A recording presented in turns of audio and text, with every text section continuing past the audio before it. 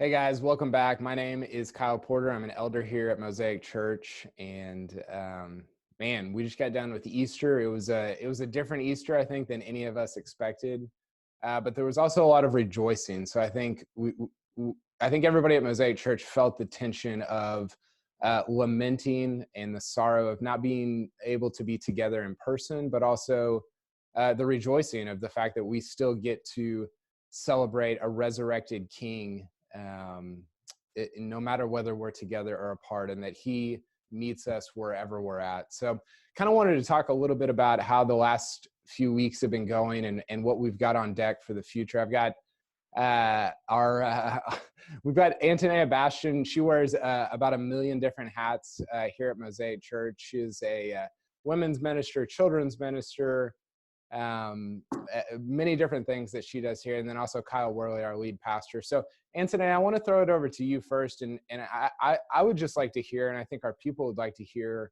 maybe some of the ways that the Lord has kind of been moving in your own heart, and kind of what he's been teaching you over the last, what's felt like 5 years, but it's really only been 4 or 5 weeks. Yeah.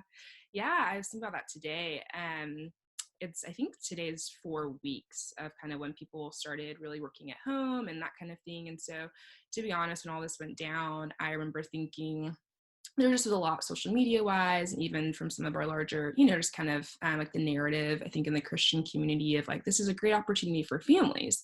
And so I think it took a couple of weeks to go, okay, like what's the opportunity being single, like what does the season look like for me, to really be confined to a household.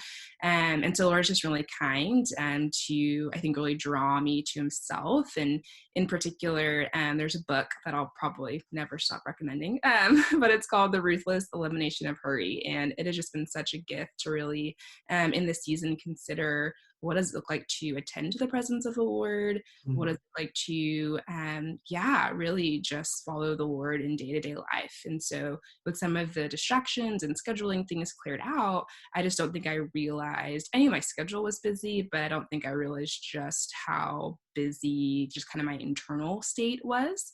And so it's just been a really sweet opportunity to really consider the Lord and to be drawn back to Jesus and what it means to follow him with just new affections. And so, it's been really encouraging. And I say that as someone who was really discouraged at the beginning of this. And so just a constant thought on my mind has been, if I can be renewed in this time, I really think the Lord is and can do it for anyone. So, yeah. That's Yeah, awesome. Kyle, what else would you add on to that for your own personal life? well, Antonea and I have talked a lot about this because, one, we're very similar. And so either Antonea is typically either in terms of how she feels about something, either one step in front of me or I'm one step in front of her. So I'm either catching up to where she's at or she's catching up to where I'm at 9 times out of 10. And if Lauren talks to me and I'm like, this is how I'm feeling, she'll be like, hey, just know Antonea is probably feeling very similar. Or she talks to Antonea, she'll be like, I was talking to Antonea, how are you feeling about this? And then I'll tell her something, she'll be like, that's exactly what Antonea said. And so the first week and a half were just shell shock. Like it just felt total shell shock. I gotta just confess, I felt two simultaneously incredible burdens. One, I had no idea what to do, and two, I felt like, hey, I'm supposed to be leading this thing. I'm supposed to know what I'm supposed to do, and I just could not reconcile those two things. And it just felt like I was on my heels.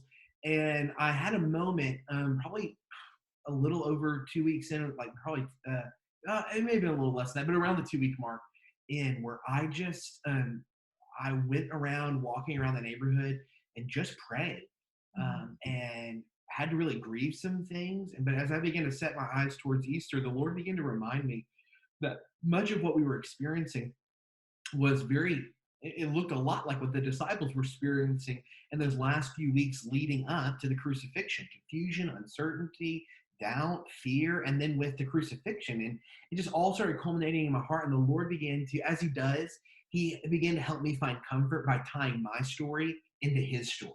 I think a lot of times that's really where we begin to experience peace, is really seeing where, okay, here's what my experience is. But then as we look at the story of Scripture, particularly the life of Christ, the Lord starts to kind of graft us into that. in a unique way. And so that's really what I've been trying to do, is see this day, see these days in light of the life of Jesus. And as I've tried to, like Antonea said, attend to the presence of the Lord, that's kind of what he's been teaching my heart. And I'm really grateful for that. I will say, if you're not there yet, if you're watching this and you're like, I'm not there, that's okay. But I will also tell you, the Lord can bring you there. So, if that's where you're at, we would love to know, just to be able to pray for you. So I wouldn't want you to hear it and be like, wow, I'm supposed to be there already. Because for some people, they're able to click into it immediately. For others, it takes a little bit while longer. And for some, it takes a long time. And that's okay. But the Lord can bring you there. So there's hope. Yeah, that's good. And I think one of the threads running through what you guys said, and the thing that I've been struggling a lot with, is just the idea of control. And, you know, I think throughout my adult life, the Lord has continued to show me that I'm not in control. But in the back of my mind, I still think, but I really am, like, in a lot of different ways. And then you go through a pandemic and you're like, wow, I'm really not. And not only that, but none of us are. And so I think that has been what's kind of being rooted out of my heart at times, that I've seen the Lord working. And, you know, one of the things that I heard from our people a little bit on Sunday was just joy over hearing from other members in the sermon video, like the way that the ways that the Lord has been working in the lives of our other members. We had Kristen Dirks on there, Jordan Davenport, a bunch of different people that were kind of just sharing stories that were unique to them. Are there other stories that you guys have seen in the life of the people of Mosaic that have encouraged you, maybe personally, Antonea? Gosh, so many. I think really a couple that come to mind. One would just be, I think, seeing just different parts of the body work together. And so just cannot say enough about our production team who have given so much time, so much effort, especially those first couple of weeks. I know I'll speak for myself. I was not the easiest digital ministry co-laborer. And so I'm so thankful for those that have just stepped in and just use their talents. I mean, I have nothing to offer in that department, and so just so thankful for them. And then just one story just from my own neighborhood, kind of tying in. It's been sweet to see, you know, past just like sowing seeds bear fruit in this season. And so my GC, we had a front yard barbecue several months ago. And, you know, if you've ever done one of those kind of for the first time, it's awkward. Are people going to come? Do we buy enough chips? Do we buy too many chips? That kind of thing. It's just part of it. And a few weeks ago, one of our neighbors who showed up to that time, their daughter turned 13. And so if you've had a pandemic birthday, I have had a pandemic birthday. It is sad. So I am so sorry. And I'm convinced that we are going to all celebrate our half birthdays. But I wanted to say, he called several of our neighbors and asked for us to come out to our porches and sing her happy birthday. And it just was such a small thing. But I think just that type of relational capital that we are being able to build, but also came from a past kind of fumbling, fruitful effort, you know? And so just, I think, thinking about ways that we've been able to still be present in our communities to, just help, just build community with our neighbors that we might be able to leverage for spiritual conversations later. So, yeah. I love that. Yeah, I mean, some of the things that I've either heard about or seen, I was talking with another one of our staff members this week, and they were talking about how there's a GC, I think Colin Alley Johnson lead this GC, and they've been ministering to the Warren Center here in Richardson. And just the report that we've heard back is if this group was not in play right now, the Warren Center would not be able to continue to operate. It's like, wow, that's an incredible thing to feel like, man, if that group was not doing what they're doing and being able to minister and bless in the ways they have been, that there would be a significant pocket of people in our community not being ministered to. That's incredible.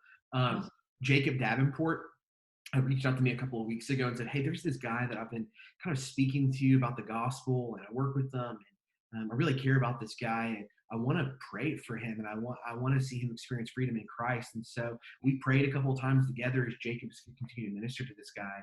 And then on Saturday, we got together and prayed over this guy. And I believe that was the day of his salvation. That's what he would say.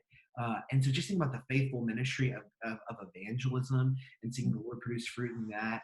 the kindness of our people, their attentiveness to one another has been, I mean, like that you could write 100 stories about that right now in terms of, hey, I don't know how many emails or text messages I've gotten that have been like, hey, I've heard that this person may have lost their job. Can we help? Hey, I really want to help with this person. I know that they're in the medical field, like all sorts of prayer chain messages, but also just, I want to serve and bless families. And so, I mean, there are just dozens of those stories, but they just happen every day.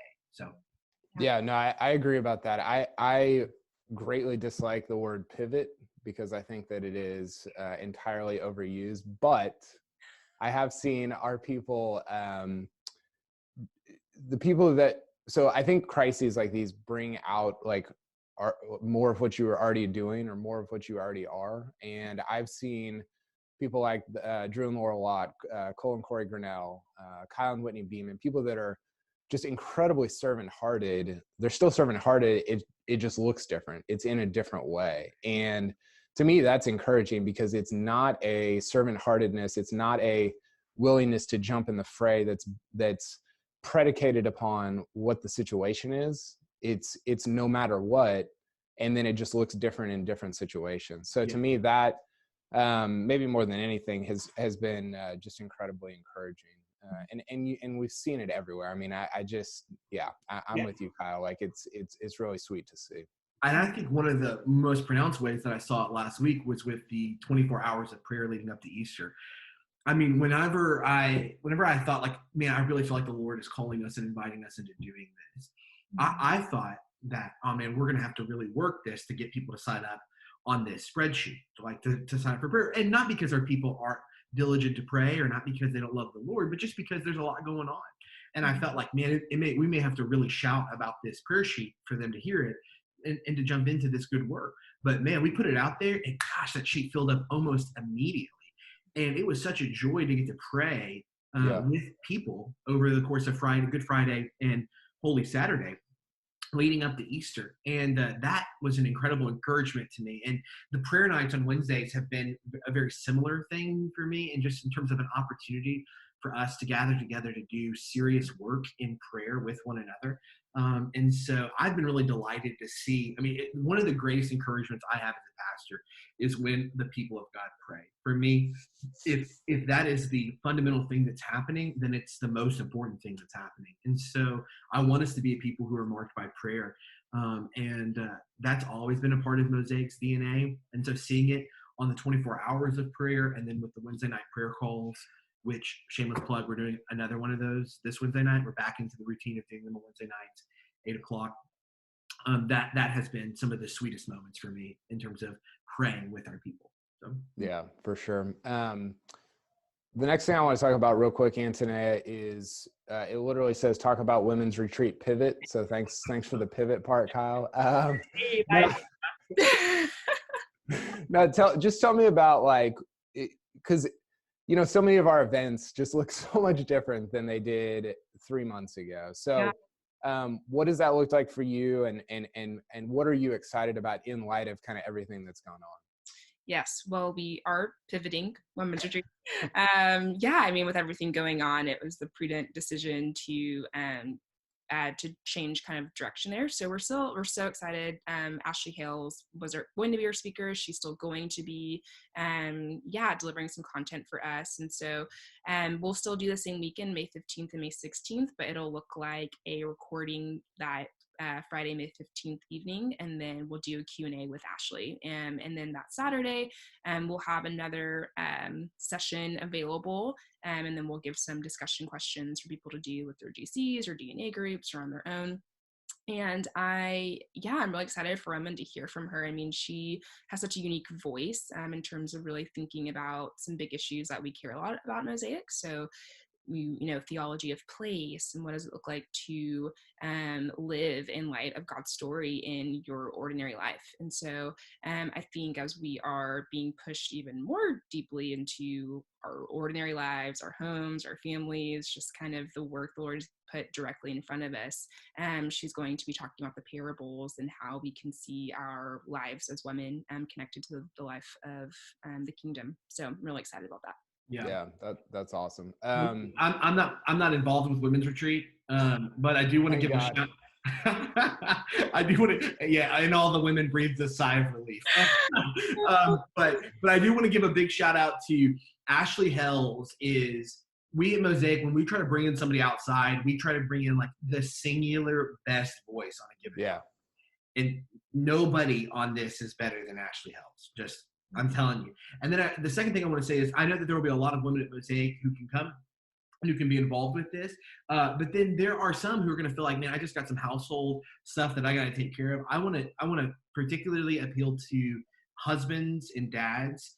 Clear the space for your wives and for these moms to be able to be involved on Friday evening, on Saturday morning. You have a lot more structured opportunities to break away for stuff like this than they do. And so I just want to appeal to you that if you're a husband or your dad watching this, this is an opportunity for you to give your wife and the moms among us an opportunity to kind of set aside some time where they can just be encouraged, be invested, be poured into. And so I just really want to appeal that. I don't always do that. In the past I have, but I feel like given everything that's going on, I just want to remind us this is an opportunity to die to self. To create space for our sisters in Christ to be able to receive spiritual encouragement in a time in which their output is high. So. Yeah, that's really good. Last thing, real quick, I've said this to you privately, Antonea, and I do mean it. Like, some of my favorite stuff that has come out of this has been just the Mosaic Kids discipleship that you and Lexi have done. I know it's blessed my kids' lives. I know it's blessed the life of the Worleys as well. And so I just want to commend you guys on, it feels probably awkward and weird to do some of that stuff in front of the camera, to be like in your backyard, like all these different things. The crows are very loud. The songs. Hey. Yeah. But it's been tremendous. Yeah. And it's been a real blessing to the lives of our people. And so I just want to, just kind of from your perspective, like, what has some of that been like, and where have you been encouraged by the way that people have responded? Yeah, when all of this took place, Lexi and I, it's been sweet. And the kind of circling back a little bit to what the Lord's been teaching us, I think it's given us the opportunity to consider family worship just in a different way, and how to resource families, how to encourage families. And so one thing that stood out over and over again was just the opportunity to use this time to catechize. And so just how do we, especially with the, age of the kids of Mosaic are pretty little, I have been blown away by how much 2-year-olds can memorize. And so, we were like, okay, well, one, we can bless families by doing some kind of memory challenge. But it has been, I think, probably my favorite part of this entire season. And so we do have a Mosaic Kids Memory Challenge. It's a Facebook group. And we have just different, it's everything from the New City Catechism questions and answers to memory verses or Bible verses. And so Lexi's been awesome about tracking the points for that, and they get like a little ticket, and it's hilarious. And then those will be redeemed at a later time, I promise. But it's just been so encouraging to see both kids' personalities. We miss your family so much. And so hope you guys know that we really do miss your kiddos and miss you guys, but also wanted to redeem the time. And so it's been sweet to hopefully give families something that's really just easy to use, and to commend learning scripture and learning truth for their children. So yeah, it's been fun. That's great. There's a link to that that goes out with the weekly Mosaic Kids discipleship newsletter that we've been sending out kind of every week. So yeah, that's all we got today, guys. It's always so encouraging to hear from both of you, even if it is through a screen. But yeah, I'm excited to just to take on this week post Easter. We've got prayer night on Wednesday night. We'll have another sermon on Sunday morning, and Antonea will still be fighting off sin with her. Pow pow. I just gotta tell you, after watching that video, I was like, never gonna mess with Antonea. You can see the straight, you can see the jab with her. She's got it in her. I would not last. One last thing, there'll be a digital fellowship group on Sunday night. If you're somebody who's watching this and you're like, listen, I just started coming to Mosaic, or I've been involved in the Mosaic for a little bit and haven't had an opportunity to get involved, you'll see some information go out about a digital fellowship group on Sunday night. There's no strings attached to that. Anybody can jump into that, but it's specifically weighted for people who feel like, listen, I'm a part of Mosaic, but I don't really have any place to connect right now in the midst of all of this stuff. And so the staff is dreaming and praying and thinking about ways to continue to create resources that are helpful and not harmful, that create opportunities that you feel like are life-giving, that aren't just more time on a screen. And so we keep praying and dreaming and thinking about that stuff. And so if you have ideas, as we have ideas, we want to be able to encourage you guys and bless you guys in these times. So thanks, Kyle, for doing this, man. Absolutely. Talk to you guys soon. Bye. Bye.